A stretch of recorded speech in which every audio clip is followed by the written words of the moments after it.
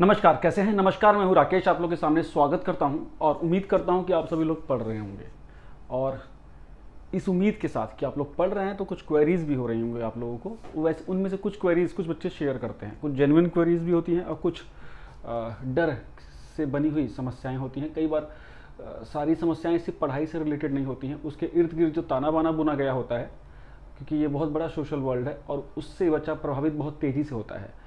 देखिए, जब बच्चा अपने सिलेक्शन की दौड़ में होता है तो उसको वो सब तरफ उसका दिमाग भटकता है कि उसे क्या करना है क्या नहीं करना है, और सबकी बातें मानता है, सब चीज़ें लेके चलता है। और अति उत्साह में कह लीजिए या ओवर इन्फॉर्म्ड वर्ल्ड होने की वजह से, अति सूचनादायक दुनिया होने की वजह से दिमाग बिल्कुल घिचपिच बन जाता है ना, भरता बन जाता है।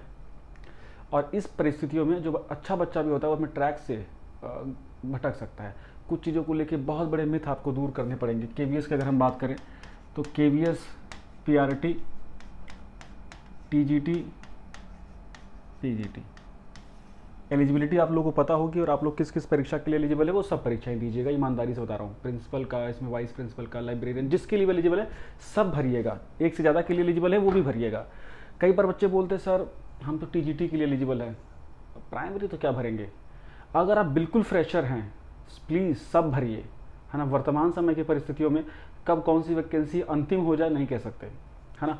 तो अगर आप टीजीटी के लिए एलिजिबल है तो पीआरटी भी भरिए, पीजीटी के लिए है तो तीनों भरिए, ठीक है। और इसके आप सिलेबस को आँख खोल के देखेंगे तो कॉमन सिलेबस ही है सारा। पीआरटी का 70 का पीआरटी की प्रिपरेशन करते हैं तो 50% ये प्रिपेयर हो जाएगा, 50% ये प्रिपेयर हो जाएगा गारंटी से। ये तो इवन 70 से 80% तक हो जाएगा अगर आप पुराने स्लिप जो भी पैटर्न है उसके हिसाब से देखें तो परेशान क्या होना। पहली क्वेरीज तो ये है, तो ना ये अपने आप को ना मतलब हीरो नहीं बनना है कि बस यही भरना और यही निकाल देना। वो जमाने चले गए कि हम चूज़ी हुआ करते थे। मुझे याद है कि बड़े शहरों के बच्चे केवीएस के फॉर्म भी फिल नहीं करते थे, है ना, कि डीएसएसबी में हो जाएगा, एमसीडी में हो जाएगा, ठीक है हो जाएगा। अभी केवीएस के लिए इतना वेट हो रहा है, ये चीज़ें बदली हैं। हाँ, आसान नहीं रह गई ये चीज़ें। तो जिसके लिए एलिजिबल हो पहली बात सब फॉर्म भरो। दूसरी चीज़, हमारे पास टाइम नहीं है सर, बिल्कुल टाइम नहीं है, इतना कैसे कर लेंगे। जो मेरी क्लासेस होती है उसमें जो मैं, जैसे कि एक बच्चे का कॉल आया कि सर आप बहुत डिटेल्ड में लेक्चर करा रहे हो, है ना। उसमें ईवीएस का अगर आप इसका पोर्शन देखेंगे तो ईवीएस घूम के जीएस का पोर्शन है वो, जिसमें कि पॉलिटी है, ज्योग्राफी है, साइंस है, 3 मेन सब्जेक्ट हैं उसमें खास तौर से। तो मैंने बोला कि बच्चे जो वर्ड लिख दिया गया है अगर इंस्टीट्यूशन ऑफ डेमोक्रेसी, तो उसमें जितने इंस्टीट्यूशन हो सब करने पड़ेंगे, पूरे डिटेल में करने पड़ेंगे। फिर हम ये नहीं बोल सकते कि ये क्वेश्चन आपने इतना डीप क्यों पूछ लिया, बिल्कुल नहीं। पिछली बार ऐसा हुआ था कि बहुत से लोग रीजनिंग, केवीएस ने रीजनिंग के सेक्शन में भी मैथ के अच्छे क्वेश्चन डाल दिए थे। फिर आप चैलेंज थोड़ी कर सकते हो। तो पहली बात कि आपके पास समय नहीं है, भूल जाइए। अभी एटलीस्ट मेरे हिसाब से आपके पास 6 मंथ्स to 5 मंथ्स का तो समय है। अगर नवंबर में भी वैकेंसी आती है, दिसंबर में भी वैकेंसी आती है, तो 3 महीने से कम में एग्जाम नहीं होगा। तो 2 महीना ये, 3 महीना वो, एटलीस्ट वर्स्ट केसेस से 5 महीने का टाइम है। 5 महीना पढ़ के देखो आप, डेली 4 घंटे होश ठिकाने आ जाएंगे कि टाइम होता कितना है ना। 10 घंटे वाला टाइम टेबल तो छोड़ो, टीचिंग एग्जाम के लिए 5 घंटा सफिशिएंट है। 10 घंटे पढ़ते हो तो मतलब रैंक्स बनेंगी आपकी, अच्छी रैंक बनेगी, ईमानदारी से बता रहा हूँ। और जो पढ़े हैं ना 8-8, 9-9 घंटे, उनकी रैंक बनी भी है। पिछली बार 2nd रैंक यशोवर्धन हमारा स्टूडेंट था, उससे कभी बात कराऊंगा मैं आपकी। वो अलग लेवल का बच्चा था, पीआरटी उसका अपने आप निकल गया, बिकॉज वो यूपीएससी लेवल का बच्चा था। तो जब आप बड़े प्रिपरेशन करते हैं तो छोटे एग्जाम खैर अपने आप निकल जाते हैं। तो समय बिल्कुल है। इसका फ़ायदा क्या है, जितना डिटेल हो उतना पढ़ लीजिए, जितना डिटेल में पढ़ सको पढ़ लो, ठीक है। ये बहुत ज़रूरी है। अननेसेसरी बिना बात की कोई जादू की पुड़िया कोई नहीं दे देगा कि इतना कंटेंट है और इतने में से आ जाएगा। जो ऐसा कर रहा हो झूठ बोल रहा है, आपको बता दो ईमानदारी से आपको मैं। ऐसी कोई परीक्षा नहीं है कि जो 100% किसी भी किताब से कवर हो जाए या 100% किसी भी पर्टिकुलर कोर्स से कवर हो जाए, ईमानदारी से बता रहा हूँ। दूसरी चीज़, एनसीईआरटी का शगुफा कैसे पढ़ने हैं। NCERT is very much needed, लेकिन एसएसटी और साइंस वाली बस ठीक। एसएसटी में आप सारी तो मत पढ़ लीजिए बिकॉज रिवाइज होकर सिलेबस आती रहती हैं।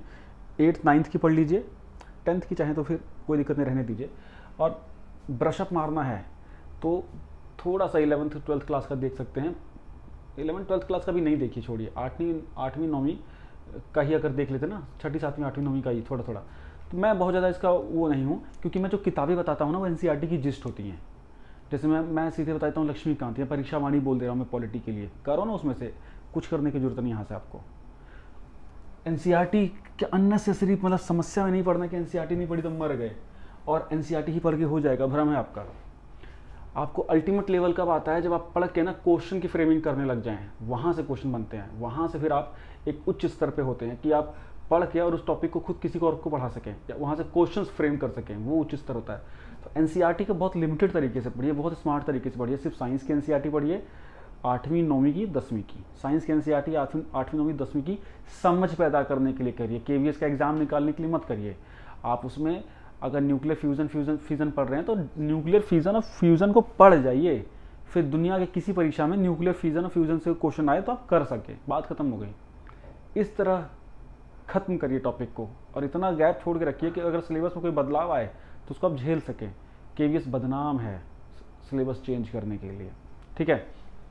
दूसरी चीज़, इसको सप्लीमेंट करने के लिए क्या, सप्लीमेंट करने के लिए अच्छे स्टैंडर्ड बुक्स होनी चाहिए। मैं बता दूं केवीएस के बदलते बार बार के सिलेबस की वजह से कोई स्टैंडर्ड बुक्स नहीं है, बट मार्केट में गाइड्स हैं, है ना, वो आप मैं रिकमेंड नहीं करता हूँ। क्वेश्चंस जो हैं वो आप बिना प्रिपरेशन के करेंगे तो डिप्रेशन में आ जाएंगे, कहानी खत्म, ऑल आउट, ठीक है। कट ऑफ से आपको एटलीस्ट 15 नंबर ऊपर लाने होंगे, ठीक है। तो इसके लिए आपको कुछ उच्च स्तरीय किताबें रखने की आवश्यकता होती है। मैं घटना चक्र की कुछ किताबें जरूर फॉलो करने के लिए बोलता हूँ, जो जीएस वाली होती हैं, हिस्ट्री पॉलिटी ज्योग्राफी इकोनॉमिक्स वाली। इकोनॉमिक्स की जाओ तो ना, हिस्ट्री पॉलिटी ज्योग्राफी और आपका साइंस एनवायरनमेंट, है ना। परीक्षा वाणी की पॉलिटी और एनवायरनमेंट बहुत अच्छी किताबें हैं, इससे आपका ईवीएस वगैरह जीएस वगैरह सब हो जाएगा। करंट अफेयर मेरे वाले से बाहर नहीं आएगा। आप खुद से करना चाहते हैं घटना चक्र का मंथली वाला ले लीजिए या दृष्टि का ले लीजिए, कोई भी ले लीजिए, स्टैंडर्ड, है ना, स्टैंडर्ड, इसको कर लीजिए। मैथमेटिक्स पे समय दीजिए। मैथमेटिक्स 8वीं 9वीं 10वीं का तो नहीं, 8वीं 9वीं की मैथमेटिक्स के जो टॉपिक है उसको अच्छे से कर लीजिए। डेली बेसिस पे करिए, डेली बेसिस पे 5 क्वेश्चन करिए। मैं ये मान के चलूँ कि आपको मैथमेटिक्स नहीं आती, 5 से 7 क्वेश्चन करिए एक टॉपिक के, बस करिए, लेकिन रूटीन में जरूर रखिए, ठीक है।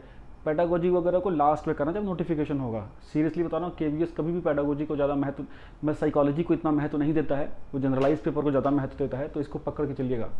और ये वो समय है जब आप अपने वीक पोर्शन पे काम कर सकते हैं, लैंग्वेज से स्कोर कर सकते हैं। एक कोई भी अच्छी स्टैंडर्ड बुक ले लीजिए इंग्लिश के लिए, उसे करे जाइए।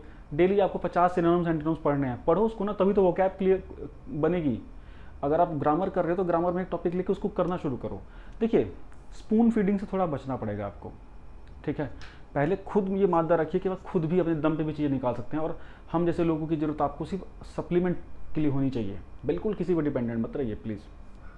तीसरी चीज़, एक ईमानदार कोशिश करते रहिए। सबकी क्लासेस हैं, सबकी क्लासेस चल रही है, मेरी क्लासेस भी चल रही है, सबकी क्लासेस चल रही हैं, उसमें ईमानदार कोशिश कीजिए।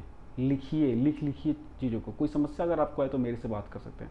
7678668827 एम विद राकेश का ग्रुप ज्वाइन नहीं किया, जरूर ज्वाइन कर लीजिए, टेलीग्राम पे बिल्कुल फ्री है। किसी प्रकार की समस्या नहीं माननी है, लेकिन हाँ, प्रिपरेशन को टालना नहीं है कि नोटिफिकेशन नहीं आएगा और उसका वेट करना है आपको, वो बहुत डेंजरस हो जाएगा आपके लिए, पेपर क्लियर नहीं होगा। आप लाख स्मार्ट हो, लाख इंटेलिजेंट हो, बॉर्डर पे जाके रह सकते हैं। बॉर्डर पे रहने का मतलब है कि केवीएस आपको छांट देगा, एक झटके में छांट देगा, सीरियसली। अगली बात है लैंग्वेज बैरियर को लेकर। बहुत से बच्चे जो मेरी क्लासेस में, बहुत से बच्चे ने सर ये पीडीएफ हिंदी में दे दीजिए, पीडीएफ इंग्लिश में दे दीजिए। प्लीज़ समझिए इस चीज़ को। आपको जो लोग बिल्कुल लैंग्वेज के बैरियर में हैं, इंटरव्यू में बहुत बड़ी समस्या में आएंगे। आपका आखिरी मोटो क्या है? फाइनल सिलेक्शन लेना। अगर आप जो अच्छा कंटेंट मुझे जिस लैंग्वेज में मिलता है मैं देने की कोशिश करता हूँ, लेकिन लैंग्वेज बैरियर के आधार पे कंटेंट को छोड़िए मत कि ये तो इंग्लिश में है तो मैं नहीं पढ़ूंगा, ये तो हिंदी में तो मैं नहीं पढ़ूंगा। लूट लीजिए। बहुत सी चीज़ें अलग अलग भाषाओं में अच्छा कंटेंट जहाँ से मिल जाता है वहाँ से देने की कोशिश होती है। तो मतलब मैं ये नहीं कह रहा कि आप अपने अपनी लैंग्वेज को जो है उसको छोड़ दीजिए, लेकिन हम इस उम्र में हैं कि हम थोड़ा अडेप्ट कर सकते हैं। जैसे मैं हूँ, हिस्ट्री पॉलिटी मालूम मैं हिंदी में कर लेता हूँ, साइंस को मैं इंग्लिश में कर लेता हूँ। मुझे अपनी सूटेबिलिटी के अकॉर्डिंग चलना पड़ता है। मैंने पहला मेंस अपना इंग्लिश में दिया था, फिर हिंदी में समझ, तो मैं खुद साइंस बैकग्राउंड का था, तो ऑफकोर्स इंग्लिश मीडियम रहा, लेकिन जो चीज़ें जिसमें सही लगती हैं उसमें हम करते हैं। अपने को ऐसा ही बनाइए आप। और इस तरह बना लीजिए कि अगर कोई अच्छा कंटेंट किसी भी लैंग्वेज में मिलेगा वो मैं ले लूँगा, वो मैं पढ़ लूँगा या पढ़ लूँगी, ताकि लैंग्वेज बैरियर का अपने दिमाग से बखेड़ा निकाल दीजिए, ठीक है। और प्राइमरी टीजीटी के लिए कंटेंट नॉलेज को अच्छे से, टीजीटी वाले इंटरव्यू में अपने कंटेंट नॉलेज क्लिक कर सकते हैं, जनरलाइज, अभी पेपर में तो जनरलाइज आता है तो उसमें चिंता वाली बात नहीं है। प्राइमरी वाले जितना हो सके वर्तमान में लैंग्वेज, मैथ और जीएस को पढ़िए, बाकी चीज़ों को एकदम भूल के, क्योंकि वेटेज बहुत कम है, जैसे रीजनिंग, आईसीटी वगैरह, इसको बाद में करिएगा।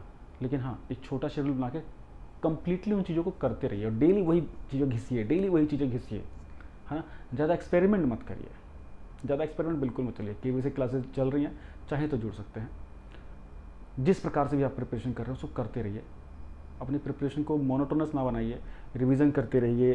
अपने थोड़ा सा कभी कभी रिफ्रेश होने के लिए एक दिन का पॉज भी ले लिया कीजिए, लेकिन हाँ इंटरेस्टिंग बनाए रखिए। और वो तब बना रहेगा जब आप अपने डेली बेसिस के टारगेट्स को अचीव करेंगे। और आप सोच लें कि आज मुझे सेंसस करना है, सेंसस कर लिया, आपको खुशी होगी, अच्छा लगेगा। सेंसस नहीं किया, 2 दिन बाद तक भी सेंसस नहीं हुआ, पढ़ाई खत्म हो जाएगी। Thank you, bye bye.